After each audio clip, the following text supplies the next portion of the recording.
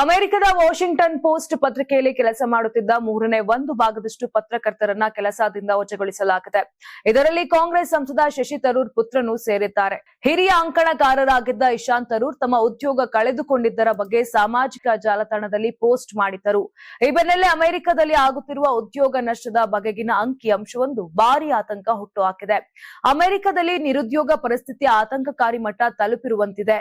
ಆರ್ಥಿಕ ತಜ್ಞರು ನಿರೀಕ್ಷೆ ಮಾಡೋದಕ್ಕಿಂತಲೂ ಹೆಚ್ಚು ಕಳವಳಕಾರಿಯಾಗಿದೆ. ಚಾಲೆಂಜರ್ ಗ್ರೇ ಅಂಡ್ ಕ್ರಿಸ್ಮಸ್ ಎನ್ನುವ ಎಂಪ್ಲಾಯ್ಮೆಂಟ್ ಸರ್ವಿಸ್ ಕಂಪನಿ ಬಿಡುಗಡೆ ಮಾಡಿದ ದತ್ತಾಂಶದ ಪ್ರಕಾರ ಜನವರಿಯಲ್ಲಿ 1 ಲಕ್ಷಕ್ಕೂ ಹೆಚ್ಚು ಉದ್ಯೋಗ ಕಡಿತ ಮಾಡಲಾಗಿದೆಯಂತೆ.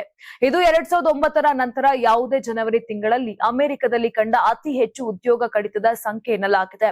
ಚಾಲೆಂಜರ್ ರಿಪೋರ್ಟ್ ಪ್ರಕಾರ 2026ರ ಜನವರಿಯಲ್ಲಿ 1,08,435 ಉದ್ಯೋಗ ಕಡಿತ ಆಗಿದೆ.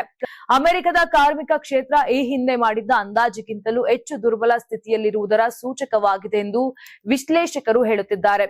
ಎಂಪ್ಲಾಯ್ಮೆಂಟ್ ಸರ್ವಿಸಸ್ ಕಂಪನಿಯ ವರದಿ ಮಾತ್ರವಲ್ಲ, ಸರ್ಕಾರದ ಲೇಬರ್ ಸ್ಟ್ಯಾಟಿಸ್ಟಿಕ್ಸ್ ಬ್ಯೂರೋ ಬಿಡುಗಡೆ ಮಾಡಿದ ದತ್ತಾಂಶವು ಕೂಡ ಇಂಥದೇ ಸ್ಥಿತಿಯತ್ತ ಬೊಟ್ಟು ಮಾಡಿದೆ. ಅಮೆರಿಕದ ಬ್ಯೂರೋ ಆಫ್ ಲೇಬರ್ ಸ್ಟ್ಯಾಟಿಸ್ಟಿಕ್ಸ್ ಬಿಡುಗಡೆ ಮಾಡಿದ ಮತ್ತೊಂದು ದತ್ತಾಂಶದ ಪ್ರಕಾರ ಡಿಸೆಂಬರ್ ತಿಂಗಳಲ್ಲಿ ಜಾಬ್ ಓಪನಿಂಗ್ಸ್ 65 ಲಕ್ಷಕ್ಕೆ ಇಳಿಕೆಯಾಗಿದೆ. ನವೆಂಬರ್ನಲ್ಲಿ ಇದು 69 ಲಕ್ಷ ಇತ್ತು. ಡಿಸೆಂಬರ್ನಲ್ಲಿ ಜಾಬ್ ಓಪನಿಂಗ್ಸ್ ಅಥವಾ ಹೊಸ ಉದ್ಯೋಗಾವಕಾಶ ಪ್ರಮಾಣದಲ್ಲಿ 4 ಲಕ್ಷ ಕಡಿಮೆಯಾಗಿದೆ.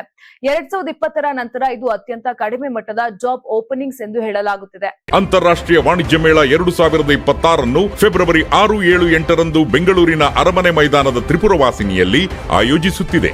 ಇದು ಕರ್ನಾಟಕ ಕೃಷಿ ಇಲಾಖೆ ಪ್ರಕಟಣೆ. ಯಾರಾಗ್ತಾರೆ ಎಂಎಲ್ಎ ಅಭ್ಯರ್ಥಿ 2028 ಶೀಘ್ರದಲ್ಲೇ. ಪ್ರತಿದಿನ ಒಂದೊಂದು ಕ್ಷೇತ್ರದ ಟಿಕೆಟ್ ಆಕಾಂಕ್ಷಿಗಳ ಸಂಪೂರ್ಣ ಮಾಹಿತಿ ಪೊಲಿಟಿಕಲ್ ಜರ್ನಲಿಸ್ಟ್ ಕೆಎಂ ಶಿವಕುಮಾರ್ ಅವರಿಂದ.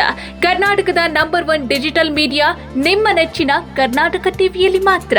ನೀವು ಸಣ್ಣ ಆಗ್ಬೇಕಲ್ವಾ? ಅದು ಒಂದು ಉತ್ತಮ ಆಹಾರದಿಂದ ಸಣ್ಣ ಆಗ್ಬೇಕಲ್ವಾ? ಪ್ರತಿದಿನ ನಮ್ಮ ಜೀನಿ ಸ್ಲಿಮ್ ನ ಯೂಸ್ ಮಾಡಿ ಯಾವುದೇ ಸೈಡ್ ಎಫೆಕ್ಟ್ ಇಲ್ದಂಗೆ ನೀವು ಸಣ್ಣ ಆಗ್ತೀರಾ.